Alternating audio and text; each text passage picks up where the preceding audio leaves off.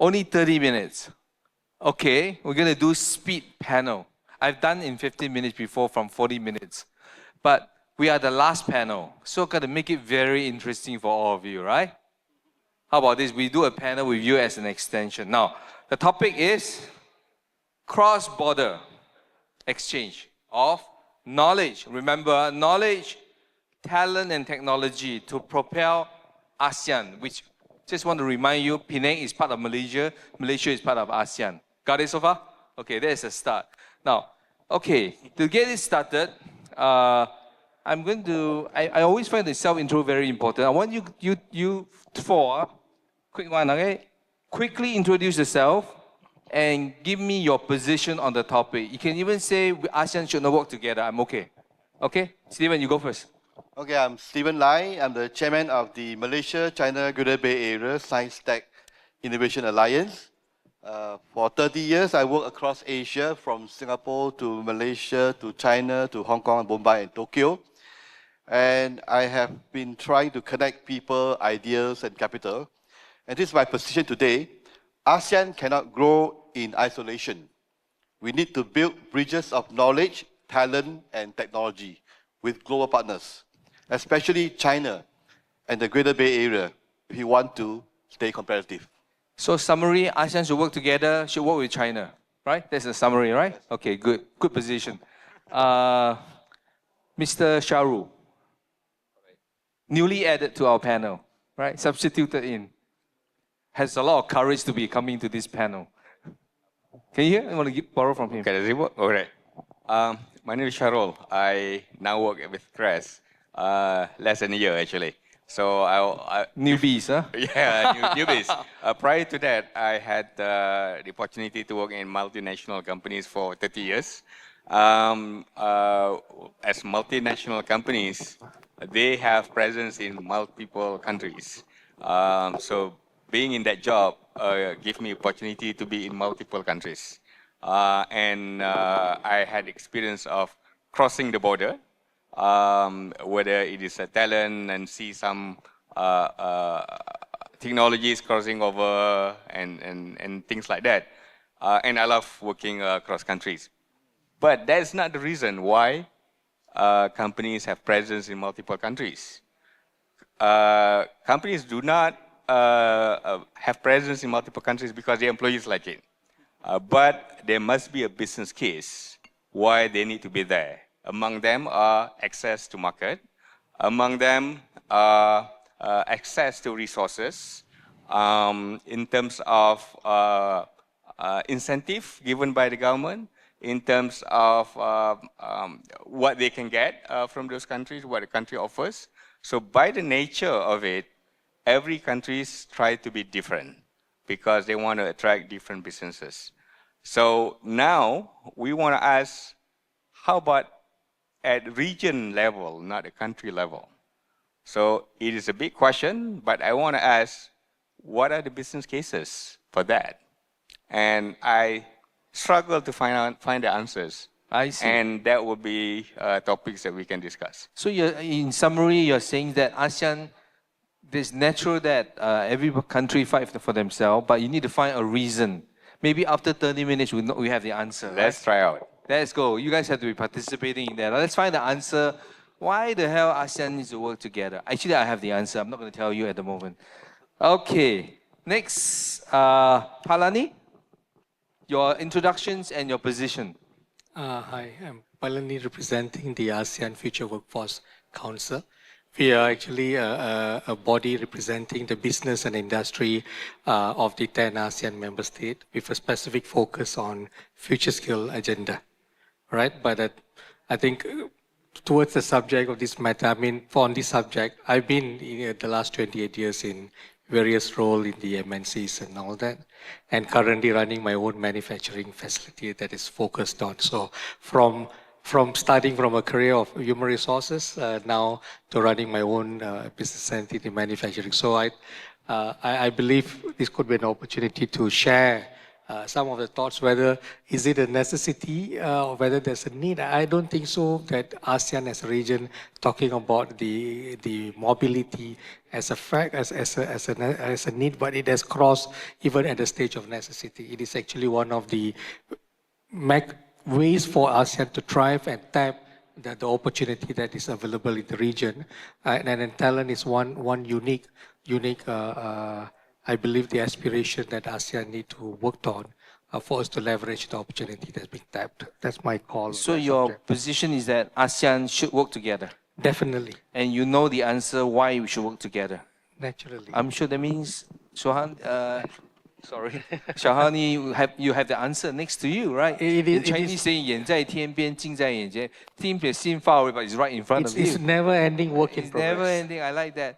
And actually, he works for the ASEAN Future Work Council, right? So that's good, a very different perspective. And turn out that he's a businessman also. So it has a good combination of government, non-profit, and things like that. Okay, Mr. Vellu. Okay, thank you, James. I think I have a different journey from Dato Palani, I think completely opposite. I started off as an engineer and now I'm in HR. So I'm the country HR director for Micron Malaysia. I've been starting off as a software engineer in my early days. I benefited a lot from being based in different countries, having the work experiences in different countries. And one of the things I think I've gained most is just embracing the different thought process, the different cultures. So when I had the opportunity to work with the different cultures, collectively bringing the thought process, the different cultures, the different thinking, had helped elevate the team and the organization. So likewise, I think in ASEAN, just bringing the different cultures, and within a small space, we have so many different cultures and thought processes, education system. Just bringing all of these together can actually benefit us a lot. And I think it's a collective benefit that we will see. So you're saying that because you're multinational, Micron is a pretty big company, right? And you run the region, basically. No, we are based in, it's a multinational company. I'm based in Malaysia. I'm the country director. But in my early days, in my early career, I had the opportunity. I wasn't in Micron then, but I had the opportunity to really work with the different people from different countries. Yeah. So obviously, as for Micron, you want all the country to be integrated so that you benefit from the regional business. And we enable people to move from one side. Okay, very interesting. So do you see opportunity not working together, or you see opportunity working together? I think we got to define what we meant by ASEAN working together. Yes, very good. I like that. If you look at it from company standpoint, they want ASEAN to be different because they want to extract the value of diversity. If we want to talk about the perspective of the government, having a common policies and common incentive and common market, then it is government-driven effort. So the questions that I had was what we meant by this topic, and it wasn't clearly articulated. So what I'm suggesting is that we got to define it first, right? And because the reason for this is this, like I mentioned, right?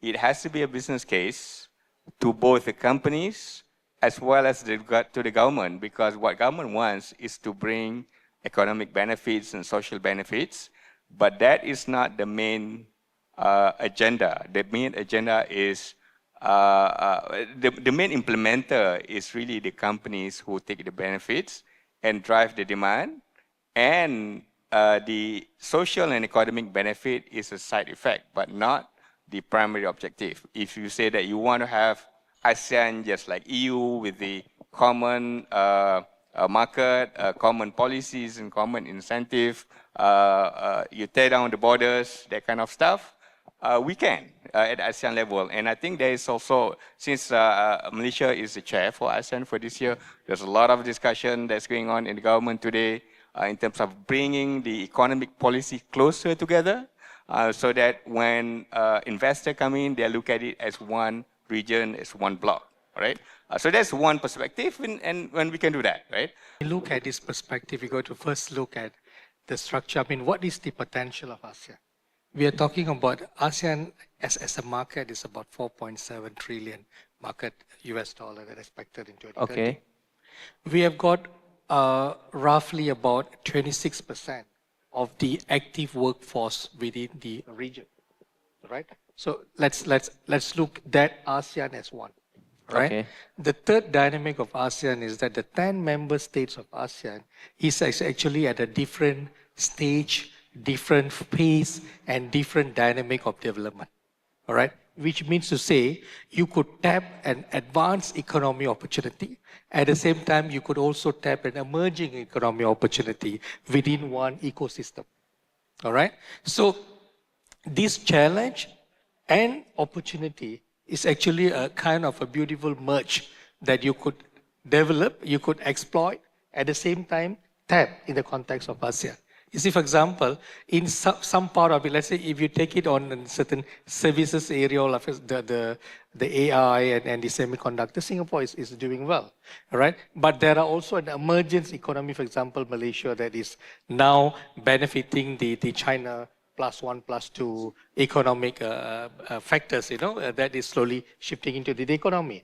But we do have also some countries in ASEAN which is very service oriented, and they have got a very high level of economic dependency in that area. So in that context, if you put it under a framework where it is kind of a common framework, then you could see that the talent mobility and also knowledge mobility within the region is something that is very feasible.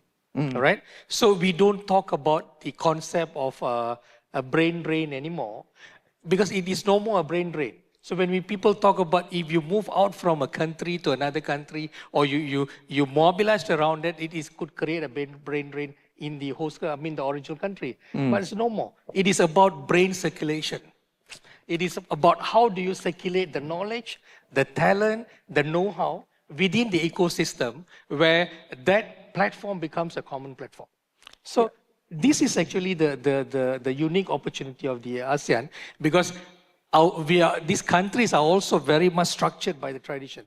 You can't go, for example, the ideal aspiration is to have a EU model.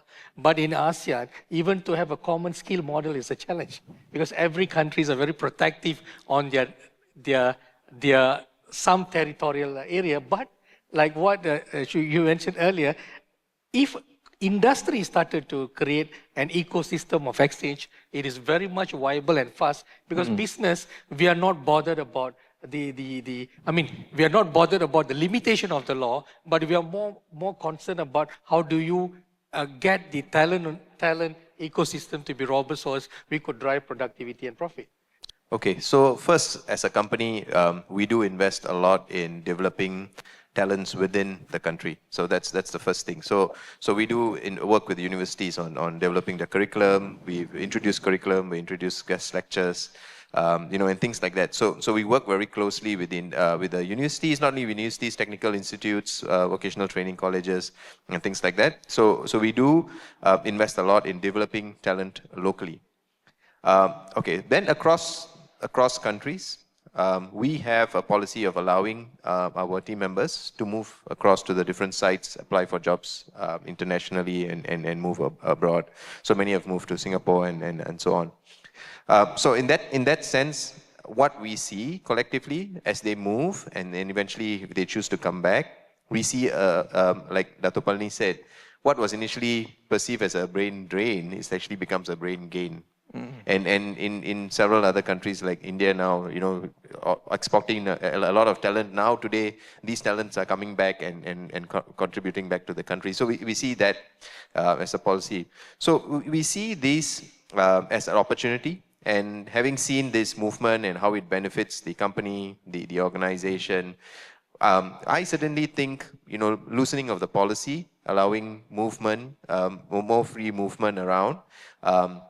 Of course, I think different countries and governments face a challenge. How do you protect the opportunities available for your own people? But allowing that movement, I think, helps a lot, enabling that talent to move, grow, and eventually, I think they would choose to go back to their respective countries anyway, and enable the growth of that country eventually. So I do think that only creates an opportunity for everyone, collective opportunity, and for collective growth as well. Malaysia want talent, we want knowledge. We also want technology. We also want money, right? Okay. What are the opportunity we should capitalize now in this point of Malaysia, and what are the biggest hurdle, in your opinion? I think Malaysia, I see a lot of hope. The last 1-2 years, I see a lot of people coming back to Malaysia. I came back to Malaysia after 30 years in Singapore. So I see more people like me coming back to Malaysia, right? So I think, not that for the first time, but I see a lot of potential in Johor, Singapore, special zone. I went there to see for myself. So I see that a lot of the, last year, about August, we set up, the cabinet approved the National AI Office. And then within 1 year, less than 1 year, they did the National AI Conference. So I can see a lot of people coming back to Malaysia and serving the countries. And so I see a lot of potential in terms of talent, right? And bringing over the knowledge, you know. And the other thing we need, of course, is investors. And I see a lot of money coming in as well, right? A lot of investment coming in, looking for the right project to fund. So Malaysia is today in the better position than Singapore. I mean, I think Singapore are coming here as well. Singaporeans are coming to Penang to do the show. That's right? the show, the pavilion is here. You see, Singaporeans are coming to Malaysia in a big way, right? In the past, there was not that strong integration. I believe that Singapore and Malaysia can work closer together to build a better future together. So, Steve, I agree. What is the biggest challenge? If there's one thing, if you're Prime Minister today, what would you do? Well, first of all, I'm not be the Prime Minister of Malaysia, but I think you have a chance to talk to him. You need to have that talent mobility, right?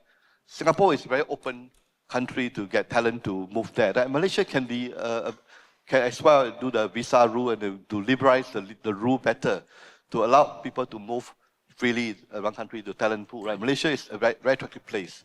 To move to, yeah. Okay. And the aspiration might be changing every 4 years still, or 5 years, right? Correct. So that's it's pretty hard. But in terms of what we're going to do, I think it will be a collective aspiration of the people. And that will be changing as we have new generations coming up, because it is for people's future, right? It may not be you and me who is, closer to the end of our age, but the future generation should be given the opportunity to define what their aspiration is. What do you think of, I know that you're on the ASEAN role, you're also a businessman here, right? What do you think, what are the biggest opportunity for Malaysia specifically, and then what are the biggest hurdles? Okay, all right. I think definitely because Malaysia being a part of the an integrated part of the ASEAN, where we specialize in certain segment of the economy. Yes. So there's a lot of opportunity that Malaysia could tap, at the same time contribute to the development of the region. But I think since the subject focus is very much on how do we get the talent mobility and also talent to be ready, Malaysia is actually moving in the right path with regards to tapping this opportunity. I'm also a member of the National TVET Council of Malaysia. Oh, I see. And I sit in the Human Resource Development Board. Okay. Where all the companies contributes towards the development of the people, I mean, their talent within their organization. So I think that there's a very clear kind of roadmap that has been drawn. And I think the focus area is also quite well defined. In fact, there's a lot of opportunities or engagement now that has been initiated where we are working cross-functionally with the university. There's a lot of development work being done at the campus level where the industry is coordinating with the ecosystem so that we don't talk about the old story of skill mismatch and skill gap and citing that as a reason to pay less, but we see how that you could strengthen the graduates when they come out to the ecosystem so that they're more employer ready and be able to contribute, at the same time could benefit out of the demand and the opportunities that it is there, so that we can come back here next year and say that we have contributed and built up the ecosystem